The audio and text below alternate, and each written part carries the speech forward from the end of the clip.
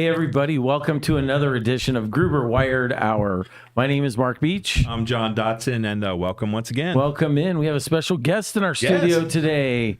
We have Phoenix mayoral candidate Matt Evans. Matt, welcome. Welcome. Thank you for having me, guys, and good afternoon, everybody. I'm excited to be here. Thank you for coming. We really appreciate that. We're excited to just get to know a little bit more about you. And, you know, Phoenix is where we live. It's an important place to us. It is. Yes. It's very important, and thank you for cooling the temperatures down a little bit outside for us. We appreciate that. I do my best. You know, but I hear it's going to be going back up to 100 this weekend. Oh, so. no, I didn't hear that, man. You Yeah, broke Take my a little heart. bit of a shot. Yeah, you had to bring that up. I know. I was just Right? saying how you could finally feel like the temperature dropped a couple days ago. Like I think it was probably 2 days ago was my first time I noticed, you know, it's probably under 100 degrees, and it was nice to have that breeze. So Yeah, if you can drive with your windows down, man, I'm happy. I know. That's Nice what I crisp like. morning so far. Down at, I think this morning I got up with 68 out by my place. You know, Nice. this morning when I got out.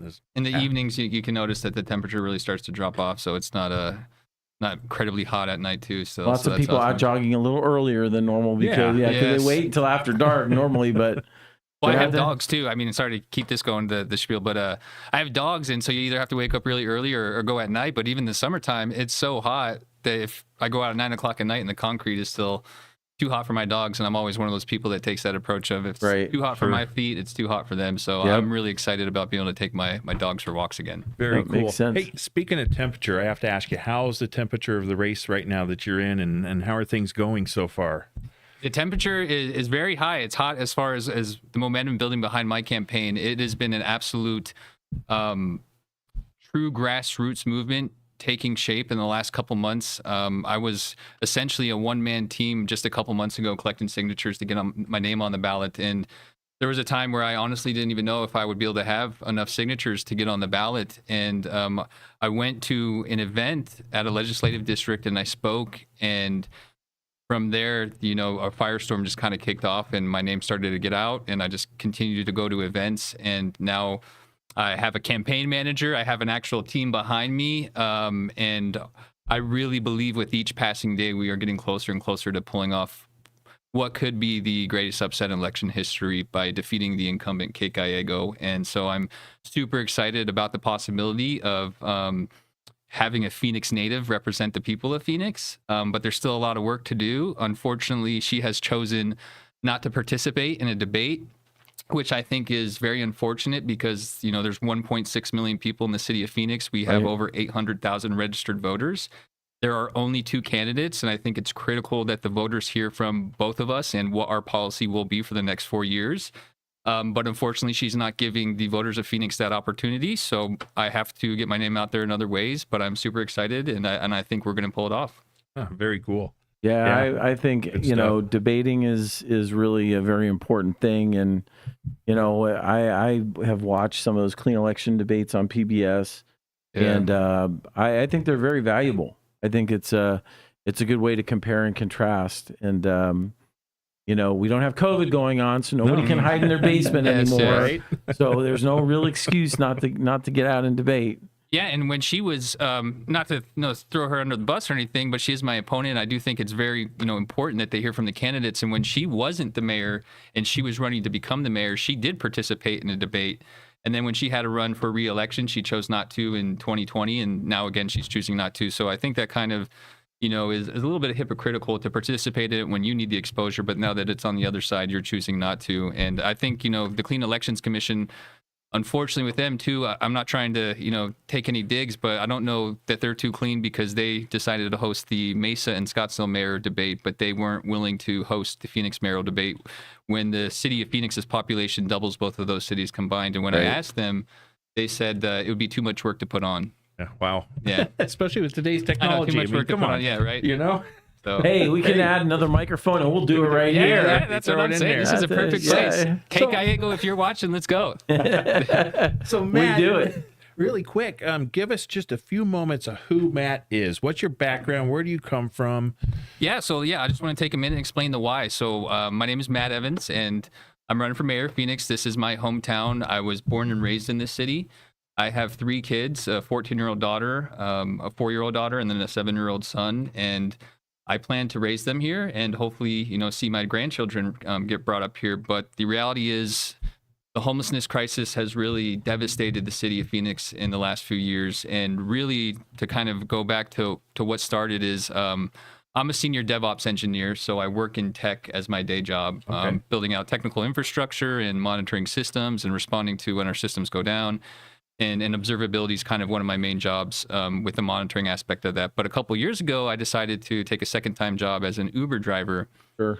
And I Been started there, done that. Yeah. Have you? All right, yeah. So you know what it's like. You know the struggle, Yeah. and it gave me a unique perspective. Being an Uber driver, I was going around parts of the city of Phoenix that I wouldn't normally go around on a daily basis. You know, specifically West and South Phoenix, and Sure. I would just go in some of these neighborhoods, and it literally would bring a tear to my eye to know that, you know, this is the best we can do in our city. I mean, some of these neighborhoods just look like third world countries. Just zombie drug addicts spinning around, passed out at bus stops, walking around half naked. The conditions of the neighborhoods are just horrifying. And I would just see this every day driving around. And, you know, it would really keep me up at night to know that our city is in this bad a shape. And I could also see the writing was on the wall that it was spreading and it was getting worse. And so I did what anybody would do. Normally, I reached out to my local city councilman. I would talk to police officers because to me, I didn't think that we were enforcing our laws. And so I tried to understand why we were not enforcing our laws. I literally went to downtown Phoenix to the 18th floor on the city prosecutor's office and talked to lawyers and asked them their opinion. So I really tried to go down this route as an engineer of research, right? Because that's really what I want to do. I want to identify the root cause to the problem so that I can actually solve it. And so in my explorations of research trying to identify the root cause, I just felt like our current city council, our current mayor, were just, you know, saying what they want me to hear. And that they just hear this all the time from people in the public, and it's just, you know, dime a dozen. Yeah, Matt, we hear this. We're working on it. We're doing the best we can. And I had a conversation with, at the time, the assistant deputy city manager, and they said, Matt, when it comes to homelessness, we address everything we see. And so I said, well, how hard are you really looking, right? And so that really kind of inspired my journey of wanting to be the change I seek. And if the current leaders and the current city council aren't going to step up and fix the problems in our city, you know, I'm willing to do whatever I have to. And if that means run for mayor of Phoenix, so be it. And nobody was running against the current mayor. And so I decided to step up because, you know, I know I'm kind of going off right now, but this is a very personal issue to me because, you know, I think a lot of people living in the city of Phoenix over the last couple of years may have said to themselves, it's time to move away. I've talked to many individuals who have said that, and admittedly, I said that myself. I was actually having conversations with my family about where do we go because it's just so bad. But then I thought, no, like, this is my hometown. I'm not going to let Kate Gallego, who is a transplant from Albuquerque, New Mexico, come into the city of Phoenix, push her bad policy, and then force people like myself out of the city. And I know that a lot of times in the state of Arizona, we've heard this theme of don't California my Arizona because there's been an exodus of people leaving California. But I was just actually on a conference call the other day with some individuals, and one of them brought this point up, which really resonated with me, and is we can't keep running away from the problem, because if we all just flee our cities or our states, then that just enables them to take over and to continue to push their policies. And at some point, we have to fight back. And this is my city. And as I said before, you know, if anybody's responsible for stepping up and fighting for their city, it would be someone like me, a hometown kid that has 3 kids himself and plans to raise them here. And so, yeah, I'm trying to really be a representative of the people of Phoenix, and I'm fighting for what I believe in. I shouldn't say this, but I'm going to because it's the truth and I'm an honest person. I'm not running for mayor because I want to be mayor. I'm running because I really want to make a difference in my city. But becoming mayor helps me achieve that goal. And so that's really kind of the why of what inspired me. And just to finish this off, you know, there have been times in my life where I felt like the leaders or the politicians of our city or our state don't really know what it's like to walk a day in my shoes. Someone that works 2 jobs and that really struggles and isn't from money or a career politician. And I believe sometimes even people that have good intentions, when they get elected, they end up focusing more on their campaign donors than they do on the people they were elected to represent. And so I think it takes a special kind of person to have the conviction to get elected and stay true to themselves And I know that we're in a really divisive time in our country, and there's a lot of problems in our cities and our states and in the country as a whole. But I truly believe that we are just a few great leaders away from changing the trajectory in our country. And as a tech person, I feel that I have the aptitude to do the research, find the root causes, and really make a difference. And then I also have the heart to really stay true to my intentions. And when I'm elected mayor of Phoenix, there won't be a single penny influencing the decisions I make. I will be an extension of the people. And I say this a lot, but this November, it's not Kate Gallego versus Matt Evans. It is Kate Gallego versus the people of Phoenix. Like that. Hey, we got a few comments going on here too. Cool. Highlander is a regular on our show, commenting all the Hey, time. Highlander. He says, great guest. Always great to wear a tie when you're running for public office. Yeah. Hey, nice. Most of us don't know. We know him as a Highlander, but what we don't know is that he personally now he says he lives in his van because he got evicted. So this is a very personal and close podcast for him. Right.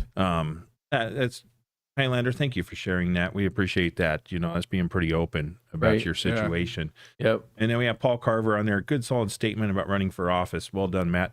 Hi, Paul. Thank you. Do you know Yeah. Paul? Yeah, we know Paul. Do you know Paul? Yeah, Okay. Paul's our district chairman here in LD2, and Okay. Paul has a great statement, kind of touching on what you said. You know, if all of the sane people leave the room, and then all that's going to be left is the crazy, Yes. right? Yes. And if people flee the cities, right, then what are you gonna have left, right? Things are gonna just blow up. You're So right. I appreciate, the concept of servant leadership and the idea that, it's not about the power, it's about the result. It's about, seeking a goal, which is to make Phoenix a better place, right? And I applaud that. I think that's, rare in politicians today. Just a lot of them give it lip service, but you're Yeah. right. When they get in, it's a different story. Yeah. So, and this brings up a good point. Paul's already caught on to this, but if you're watching us live, type any questions you have for Matt right in the comments. One of the benefits of watching live is we get to live interact with you. So if you have any questions, feel free to pop them in there, and we'll Yeah. address them. So, Matt, I got a question for you. Yeah. You come from a technological background, right? Yes. So how does that background going to come into play with what you're able to do in office? I mean, That's what a do great you see question. there? Thank you for asking that. And that's what really excites me, because I feel with my background that when I'm elected mayor of Phoenix, I can actually make real observable change with my technical background. It's not just going to be, as you said, lip service. There's actually tangible things that the people of Phoenix will be able to observe from me being the mayor of Phoenix. And one of those things that I say is I want to make Phoenix the most technologically advanced city in the nation. We are the 5th largest city in this country, and we should be the innovators and the pioneers. I kind of take issue with the way that we have our technology set up in the city of Phoenix, where often I see us copying what other cities are doing. But at some point in time, we have to be the pioneers. We have to be the innovators and lead forward. And so one of my main objectives is going to be to make transparency a first-class citizen in the city of Phoenix. And what I mean by that is, when I went down this rabbit hole of trying to identify the root cause of homelessness, it really became apparent to me that a lot of people don't understand the issue, and we can't solve the problem unless we truly understand it. And that's not just the city council, but that's the public, because at the end of the day, we are just electing representatives of the people, right? And so what I would like to do in the city of Phoenix is build out something called a data lake and a set of APIs. And so any service, any shelter, any integrated service that has a relationship with the city of Phoenix or takes money from the city of Phoenix would then be required to implement our APIs and publish data to us. And once we collect metrics over time, we can take those metrics and we can transform them into dashboards. So out of a click of a button, someone can go to a City Phoenix website and they can see, a dashboard that makes sense to even a 5th grader, that we don't have to drill into it. We don't have to understand how the map is set up and all the filters and the buttons, because there are a lot of people, whether they're young or old, that they just want the data in front of them. And so I think if we can take the data and then we can publish that and make that visible to the people of Phoenix, we'll really start to appreciate the severity of the issue. And then at the other token is when we start having data, one of the other things that I kind of say is we need to get away from making decisions on arbitrary opinions, and we need to start making decisions from the data. And so if we start having data flowing in, when we make a decision, we can watch the trends. And if it's not working, then we can recover quickly to that failure. And if it is working, then we know that it's a success. And I say this a lot, but I'm not here to be right or wrong. I'm here to make a difference. So if the data says that our decisions were bad, well, that's good, because we know that we failed and we know it didn't work, and now we can pivot forward. And so I have the technical background to put these platforms in place. I know it will take, if I weren't as the mayor and you wanted to have this initiative, it would require tons of money, because there's a lot of labor required and salaries for tech people. And that's not to say we still don't need to hire people. But as I'm going through my campaign, I'm really recruiting a lot of people in this grassroots movement. So I'm going to rely on the community and a lot of volunteers to help the city of Phoenix. And I have a lot of them that have stepped forward and are willing to come to the table. And it goes back to my message of being a representative of the people. I want the people of Phoenix to be a part of the solution. We all have to work on this together, and I have the ability to kind of oversee that and facilitate it and make sure that we're putting the right people in place, and we have the right roadmap to get to those objectives of having those APIs published and having the clients implement the APIs and publishing that metrics to us. So I really believe after the 4 years of my first tenure of mayor, we will have a model that I will hope that the rest of the country will start to adopt and really drive decisions again from data and make sure that the communities they represent are truly informed to the problems. I have a similar saying. I say, I don't want to be right. I want to get it right. Yes. Yeah. There you go. That's a better one. I like that. Trademark that, man, because I'm going to have to steal that. Get it right. Steal away. It's borrow, I should say. Yeah. Anybody that knows me knows that's been, a mantra of mine for a long time. No ego. Yep. Let's just, be about solutions. Right. So I appreciate that. That's some really good stuff. I love it. And one of my actual life's mantra is, where there's a will, there's a way. Yeah. I believe that 100%, that you can do anything you put your mind to. And if we really want to solve the problem of homelessness and the other issues that we face in our city, we can do it. We just have to make it a priority, and we have to have leaders that actually care. Amen. I got to tell you, and one of the things I always say is, there's no dishonor in failing, only in failing to try. Right. And that's the point where we're getting to is, hey, time out. Let's stop and let's try. Let's try something different. One of the questions that just brought up to my mind while you were speaking was, you talk about technology and so forth and your background in that. Looking at how technology seems to be advancing faster than education, right? Right. So what do you see going on with the educational system and technologies that we do have in place that could improve that over, say, the next 4 years?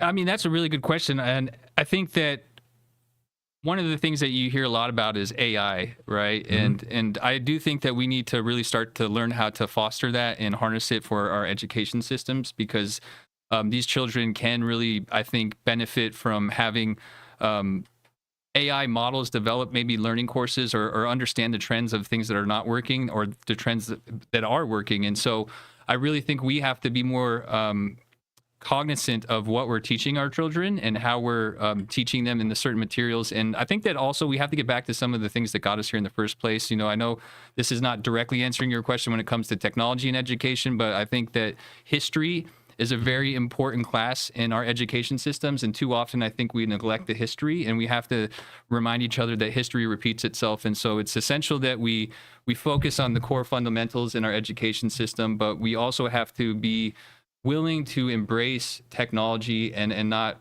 be afraid of it, because the reality is, if we don't embrace it, there will be other nations, there will be other cities or other states, and they will embrace it, and then we'll be in the left behind. And so I think there's a real opportunity to kind of work together on a united front with the leaders in our community.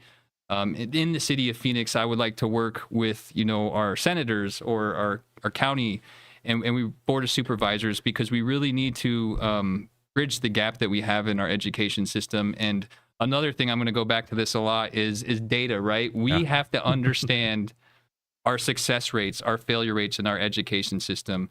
It's unfortunately become such a politicized issue that sometimes people believe the wrong thing.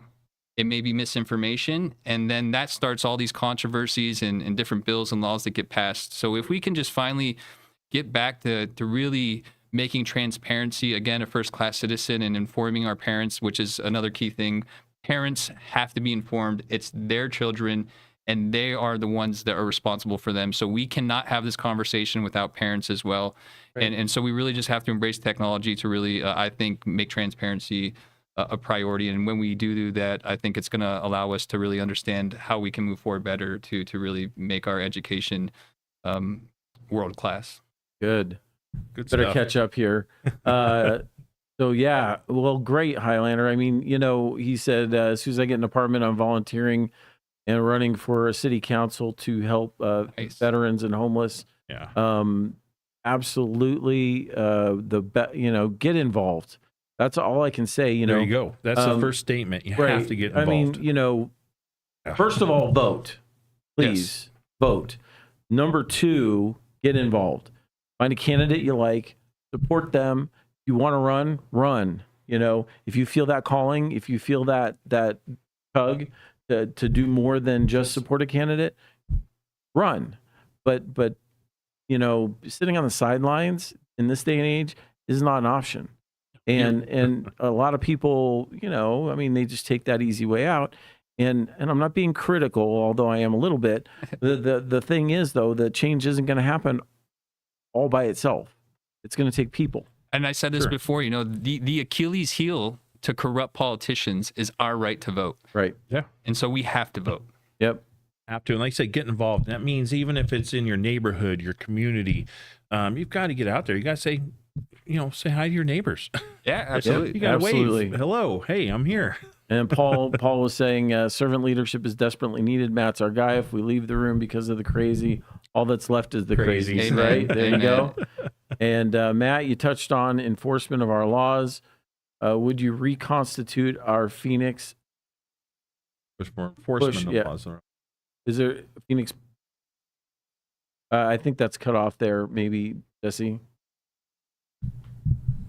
Phoenix P.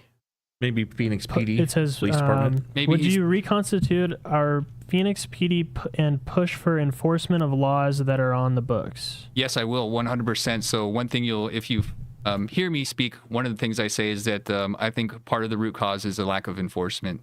So you can pretty much go to any red light in the city of Phoenix and find someone panhandling on the street corners. And right. we have aggressive solicitation ordinances in the city of Phoenix, but they are not enforced. And 2 years ago, I actually filed a public records request. It took about 6 months to a year to get back. And I asked for the amount of citations for all of the panhandling ordinances we had, and there were one in a year period in the city of Phoenix of 1.6 million people. And the problem with this is fentanyl cost 50 cents to $1.50. And when you allow these individuals, a lot of them are in groups these days, it doesn't take them more than 30 minutes or 60 minutes to go out on a street corner and get enough money to get a few pills, get high for the day. Right. Go back to where they were sleeping, wake up, and repeat the cycle. And fentanyl is literally poisoning Americans. It's killing our kids. And so I believe that we have to enforce laws specifically around panhandling. And then when it comes to urban camping as well. So again, this is very personal to me, but I live over on North Phoenix, and I can't take my sons or my kids to the grocery store without seeing someone pushing a shopping cart around half naked or passed out at a bus stop, or even worse, smoking drugs in plain sight. And I'm sick and tired of it. And so when I'm elected mayor of Phoenix, we will enforce our laws. We will clean up our streets, and I will set a new tone in the city of Phoenix. A couple months ago, I was downtown collecting signatures to get my name on the ballot, and I came to a red light, and there was 2 police officers there. And whenever I have a chance to talk to police officers, as a researcher, I pick their brain and I ask them questions. And one of the questions I ask a lot of police officers is, why aren't we enforcing our laws around homelessness and panhandling? And again, I get different answers from different officers, so take it with a grain of salt. But in this particular conversation, these 2 officers said, well, our direction comes from the chief of police, which comes from the city manager, which gets their direction from the city council. And for the last couple of years, it's kind of like an on-off switch, and that switch has been off when it comes to enforcement. And I'm going to tell everybody watching today the same thing I told those 2 officers. When I'm elected mayor of Phoenix, day 1, that switch goes back on. There you go. Yeah, we see that a lot. I live in North Phoenix too. And every day I see the panhandling side of the road there and at the medians. And I've actually literally watched a lady panhandle and then walk across the street over to a parking lot, get in her car, and leave. So this isn't necessarily a truly homeless situation. this is a situation that people are using it to make money. I mean, You're there's right. organizations Right. that are behind this. And Right. I've seen this before, and there's and this is actually one of the things that really kind of ticked me off in my city, and I'm sure people have seen it, and so hopefully people will watch this and not give these people money. But there are families, and I was a victim of this, so I think at this time it was probably like 35th Avenue in Glendale or something like that, and I saw a family. There was literally a grandma, a mom, a dad, a daughter. The daughter must have been like 12 years old, a kid, right? And they all had T-shirts on, and they had signs, and it had a little sad picture of a child, and said, help. He has leukemia. Please donate. And they had these little water jugs, and they all look organized. And so I got out of my car at the gas station. It touched my heart, and I talked to one of them, and they were like, "Yeah, my nephew has leukemia." And I was like, "Wow, your whole family's out here just trying to get money so you can save your nephew's life." And so I gave him $40, and then I even shared it on my social media, like, "Hey guys, if you're in the street corner, go help this family out there. You're really trying to fight for their cause." And I drive away, and I'm not even kidding you, a block and a half away, I see another family with the exact same sign, but a different picture, the jugs, the shirts. Oh yeah. So then it caught me, right? And then I'm driving, and I'm not kidding you, a block and a half later, I see a third family. Same exact thing, but the different picture. And I called that family out, and they actually admitted what they were doing was not true and not genuine. And I was pretty upset at them and said, this is America, the land of opportunity. You don't have to, you're literally stealing money from people, making them think that your loved ones have cancer or leukemia. Like, that's heartless. And I saw that happen after that a lot throughout the city of Phoenix. And I'm sure people watching this right now that live in the city of Phoenix may have seen those type of families. Sure. And so if you see them, it is a complete scam. Do not give them your money. It's just disheartening that people take advantage of good people. Now, I have noticed that the signage has been put up in certain locations that are directing people not to give to the panhandlers, Right. and instead I've seen that in reinforcing Scottsdale. them to go ahead and maybe give money to a shelter or a different organization, which I think is great. I mean, getting the education out there to say, hey, let's relocate. You want to donate, you want to do something great, fine, but let's redirect those funds to a different organization that can use the money in a different manner. I love that too. And I don't want to take credit for this or anything like that, but I was really an advocate against the panhandling a couple of years ago. And after I showed up to a few community town halls at community centers and really spoke to my councilman, I started seeing those signs go up a lot more. And so to me, it was kind of a cool experience to know that, hey, sometimes your advocacy of pushing back does work, that maybe you can pressure your leaders enough to really start to make change. But I would like to take it even a step further. The city of Chandler has similar signs, but they actually, and I forget the code, it's like 333 or something like that, but they actually have a way that you can, on the sign, just text the code and you'll go to their website, or you can text money, and you can donate to an actual community-driven fund. Nice. And so it's not just a message, but it's a call to action that the sign is asking the community for help. And so I would like to kind of, move forward with putting up new signs, but I kind of like the way that the city of Chandler did that, where you have a call to action, and actually, if you want to help them, you can put your money to use right now by going to this page or this mobile site and donating, and that's going to in turn really give the people on these streets the help they need.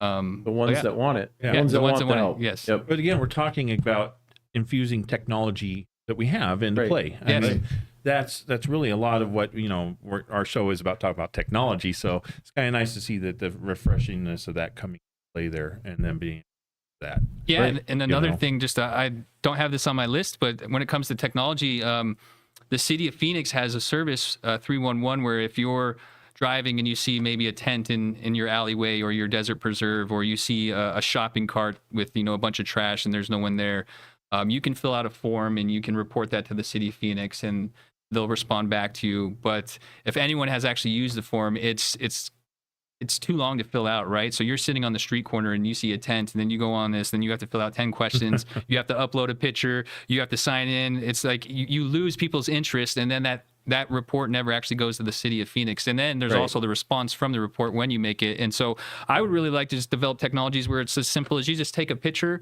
you enable the metadata on your picture, and you send it to the city of Phoenix, and that's it. You just send us the picture. We'll go out, we'll extract the metadata from your photo, and we'll just respond immediately to that. And so those are just the little things that having a tech-minded individual running your city can really make a difference on. You will see those little changes like that, or just the city of Phoenix water. Sometimes I forget my password when I sign into the site to pay my water bill. And, Right. if anyone's ever had to reset your password in the city of Phoenix, they send you an email with your password in plain text in the body of the message. And I know these tech guys out here watching this can appreciate this. It's literally a 4-digit password in plain text in your email. Yeah. So that's not secure. There's no 2-factor authentication. So we really need to start focusing on security as well when it comes to technology, because those are really important things that we're just neglecting in the city of Phoenix right now. I set my water bill on auto pay. I don't like to log into that website. Don't worry about it. It's a pain. Hey, before we go here, we got a few other comments there. Highlander, this guy, can you move to Metro Toledo? Yeah. Holy Toledo. I bet you probably buy him a plane ticket. He'd show up there, Highlander. Yeah, I'll take a You trip know? out there, say hi. And then from TikTok, we got Emma saying hello. Hi, Emma. Hi, Emma. How you doing? So yeah, pretty cool. Very good stuff. That was a quick half hour. It does go by Oh, wow. quick. Was that 30 minutes? That's Wow. 30 That was, minutes once oh, you get man. going at it. Wow. Yeah, that was quick, guys. Yeah. Well, thank you guys for having me. I We'll have to have you really back. enjoyed the conversation. Yeah, so much more to talk about. So we'll Oh, definitely I'm have sure to do this there again. is. Yeah. So anyway, we want to say thank you, Matt, for joining us today. You know what? We got a few moments here. I'm going to say you got 1 minute. Tell us a little more about why people should vote for you. Yeah, so if I had one thing to say to anybody, I kind of said this earlier, but the reality is, my whole life I've never felt like the people that were leading our city or our state know what it's like to walk a day in my shoes, know what it's like to be a regular working class guy in the city of Phoenix. And at some point, we need to go back to the people representing themselves and the people calling the shots of Phoenix. And we need to get away from corrupt career politicians that are focused on their political careers and their campaign donors. And I said this, earlier, but I'm going to say it one more time because it's critically important for people to hear this. When I'm mayor of Phoenix, there won't be a single penny influencing the decisions I make. This is my hometown. I'm not running to be mayor. I'm running to make a difference. I'm trying to be the change I seek. And if you're a Republican or a Democrat or an independent, the city of Phoenix is a nonpartisan election. And I know at the same time, people still subscribe to their parties. But if you're one of those people that's a Republican or a Democrat, and you said at one point in your life that I still reserve the right to cross party lines, if there was ever a moment in your life for that to be true, this is the time. We may never get another chance again where a regular person steps up to the plate, is able to get on the ballot, and is running against an incumbent in a two-way race and actually has a realistic possibility to pull off this upset. So everybody out there, I'm asking for your vote. This is our one chance to take our city back and return the power to the people of Phoenix. Matt, we really appreciate you being here today. I think, wow, just wow. I mean, I've heard you speak before, but on point, brother.